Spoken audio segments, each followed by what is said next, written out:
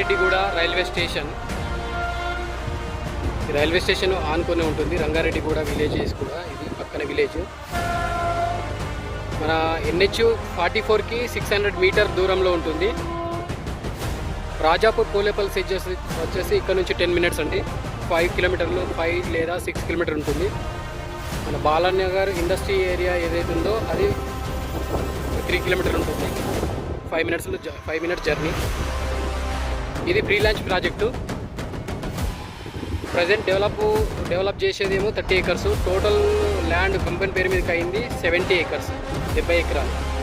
Present LPకి ఏమో 30 acres LP apply చేసినాము. Pre లాంచ్లో ఉంది.